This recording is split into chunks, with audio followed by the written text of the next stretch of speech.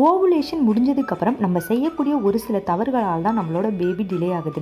அது என்னென்ன தவறுகள்னு இன்றைக்கி நம்ம வீடியோவில் முழுமையாக பார்க்கலாம். வீடியோவை ஸ்கிப் பண்ணாமல் பாருங்கள், அப்போ தான் உங்களுக்கு புரியும். ஃபஸ்ட்டு பார்த்தீங்கன்னா, ஓவுலேஷன் டைமில் இன்டர்கோர்ஸில் இருக்கிறது ரொம்பவுமே இம்பார்ட்டன்ட். அதுவும் ஒரு நாளைக்கு 3 தடவையாவது நீங்கள் இன்டர்கோர்ஸில் இருக்கிற மாதிரி பார்த்துக்கோங்க.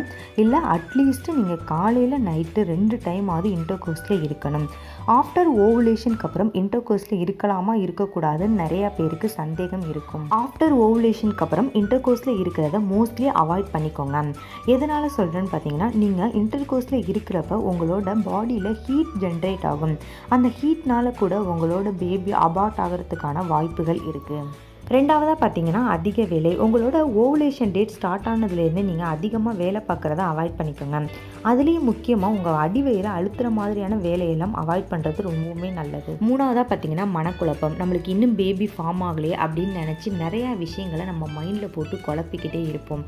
அதனால் நம்ம உடம்புல உள்ள ஈஸ்ட்ரோஜனோட லெவல் இம்பேலன்ஸ் ஆகிடும்.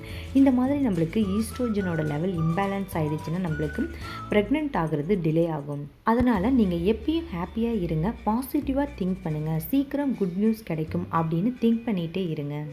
நாலாவதாக பார்த்தீங்கன்னா, எக்ஸசைஸ்.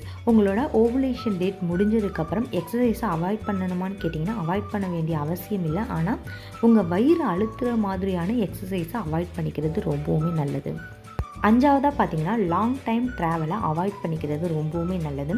அதே போல் நீங்கள் பக்கத்தில் எங்கேயாவது பைக்லேயோ ஆட்டோலேயோ போகிற மாதிரி இருந்துச்சுன்னா, நீங்கள் ஸ்பீட் பிரேக்கில் ஏறி இறங்குறப்ப பொறுமையாக ஏறி இறங்கணும். ஏன்னா ஒரு சில அதிர்வுகளால் கூட உங்களுக்கு பேபி ஃபார்ம் ஆகிறது டிலே ஆகலாம்.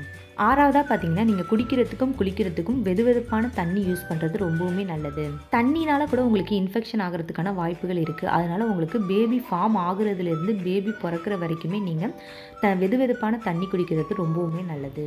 இந்த தகவல் உங்களுக்கு ரொம்பவுமே யூஸ்ஃபுல்லாக இருந்திருக்கும்னு நான் நம்புகிறேன். இந்த தகவலில் ஏதாவது சந்தேகம் இருந்தால் எனக்கு கமெண்ட் பண்ணுங்கள். வித்தின் 1 ஹவர்க்குள்ளே உங்களுக்கு ரிப்ளை கிடச்சிடும்.